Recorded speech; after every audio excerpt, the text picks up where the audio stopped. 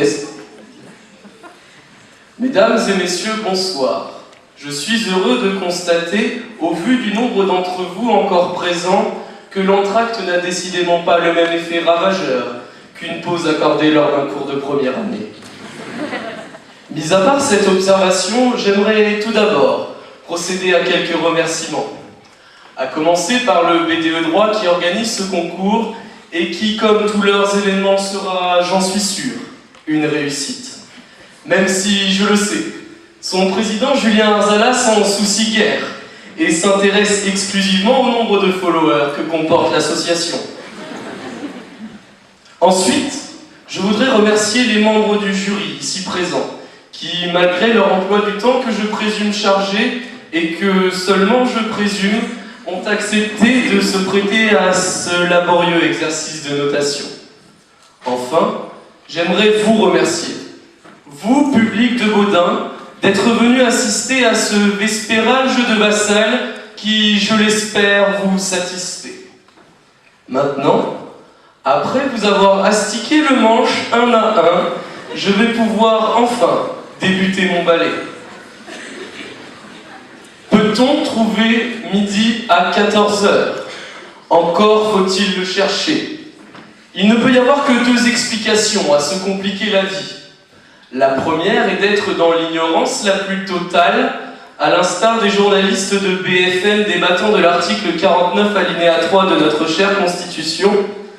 La seconde explication est d'avoir du temps à perdre, ce qui pourrait être le cas d'un député désemparé d'avoir atteint le niveau maximal à Candy Crush. Enfin, bref, le postulat est simple. Il est inutile de chercher quelque chose là où elle ne s'y trouve pas. Cependant, l'histoire nous rappelle que certaines des plus grandes découvertes sont le pur fruit du hasard. Newton et sa pomme en sont le parfait exemple. Aussi, il est à noter qu'Alexander Fleming créa la pénicilline, molécule souche des antibiotiques, en cherchant quelque chose là où elle ne s'y trouvait pas. C'est aussi en cherchant, midi à 14h, que Galilée découvrit que la Terre tournait autour du Soleil, et non pas comme vous le pensiez tous, autour du postérieur de Kim Kardashian. En ce sens, 40 ans après la découverte du plus ancien fossile humanoïde, l'Australopithecus afarensis, ou plus communément nommé Lucie, il ne s'agira pas aujourd'hui de démontrer les influences préhistoriques du dernier film de Luc Besson, mais de s'intéresser à une notion des plus complexes, le temps. Selon l'un des plus illustres arithméticiens, en la personne d'Albert Einstein,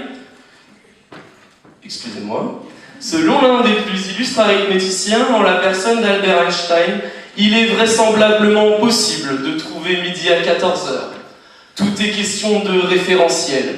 C'est ce qu'il nomma la relativité du temps. Il n'avait pas tort. Le ressenti temporel est éminemment différent entre passer 1 heure dans une chambre d'hôtel aux côtés d'Eva Longoria et 1 heure dans une épique partie de Trivial Poursuite avec notre cher professeur Lemaire. Trouver midi à 14h, c'est aussi s'intéresser à la dilatation du temps.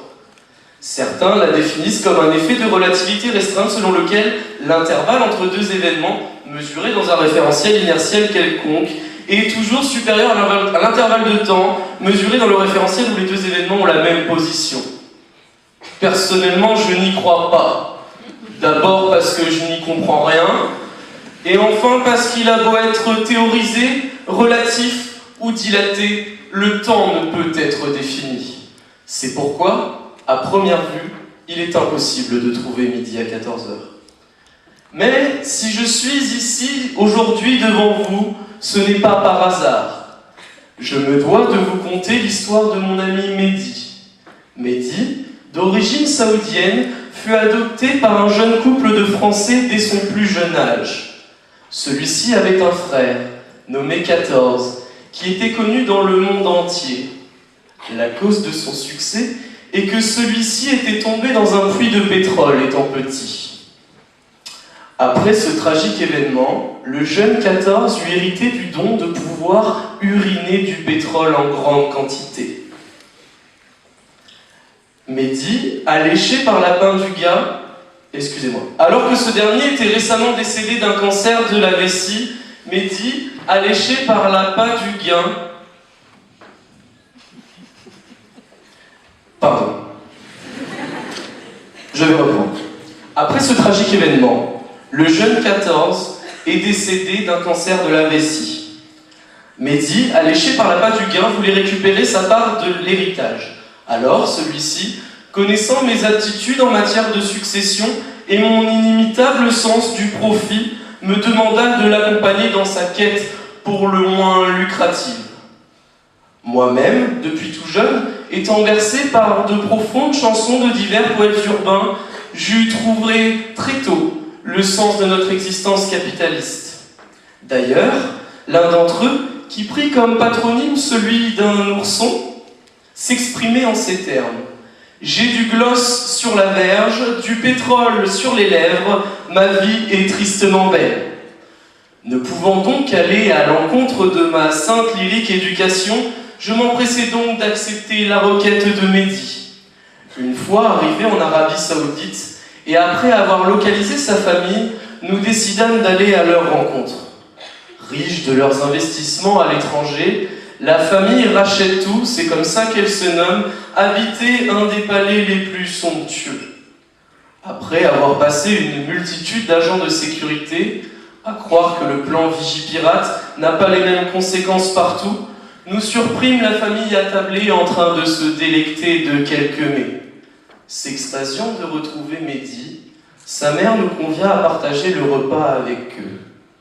Surpris par mon appétit gargantuesque, je consultai ma montre, et celle-ci, à mon grand désarroi, indiquait midi, alors que l'horloge du salon, elle, indiquait 14 heures.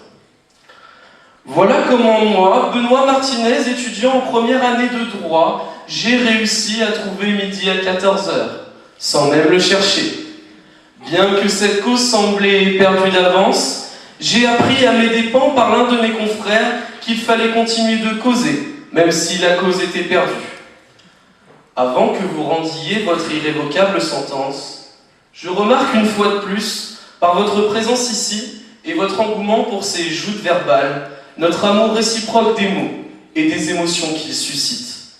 Ainsi, qu'importe la réponse au sujet, qu'importe le choix du jury, l'important est que nous soyons là, à manifester notre éternel amour pour la langue qui est la nôtre. C'est en ce sens que Voltaire écrivit ces quelques vers. Vous qui fréquentez ces demeures, y êtes-vous bien? Tenez-vous-y, et n'allez point chercher midi à 14 heures. Merci.